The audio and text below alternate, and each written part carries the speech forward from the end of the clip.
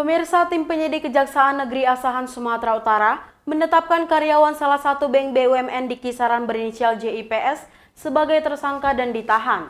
Tersangka JIPS ditetapkan sebagai tersangka lantaran terbukti menggelapkan dana nasabah dengan kerugian negara sebesar 800 juta rupiah lebih. Tersangka JIPS menggunakan rompi tahanan keluar dari ruang pemeriksaan. Penyidik dikawal oleh sejumlah petugas kejaksaan langsung digiring ke mobil untuk dititipkan ke Lembaga Pemasyarakatan Labuhan Ruku, Kabupaten Batubara. Penetapan tersangka terhadap JIPS setelah penyidik melakukan pemeriksaan yang lama dan menemukan 2 alat bukti yang sah.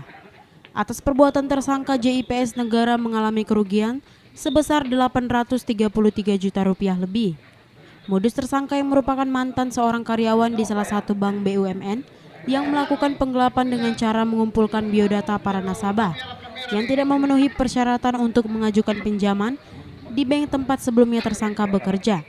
Kemudian setelah dana pinjaman tersebut dicairkan, sebagian besar dana pinjaman tersebut justru digunakan oleh tersangka.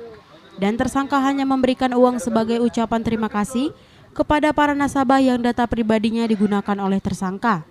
Sejauh ini tersangka JIPS telah menggunakan sebanyak 22 data pribadi nasabah untuk melakukan penggelapan. Kasih Pidana Khusus Kejaksaan Negeri Asahan, Okto Silain menyatakan kerugian yang diakibatkan oleh tersangka sampai saat ini kurang lebih 833 juta rupiah.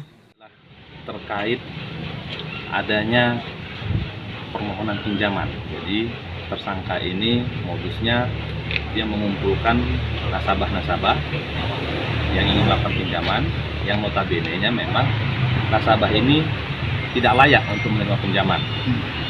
Namun dibantu oleh dia, diupayakannya supaya itu menjadi layak dan menerima pinjaman.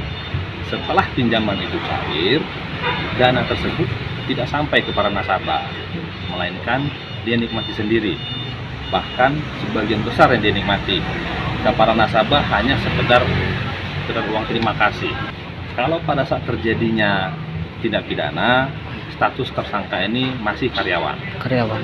Namun saat ini statusnya sudah tidak lagi karyawan karena sudah dilakukan pemecatan. Kerugian yang diakibatkan oleh tersangka sampai saat ini kurang lebih sebesar 833 juta.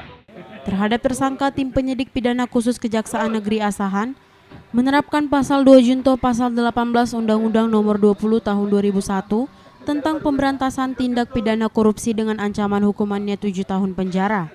Dari Asahan, Sumatera Utara, Hedi Kiswanto, Arah Indonesia TV memberitakan.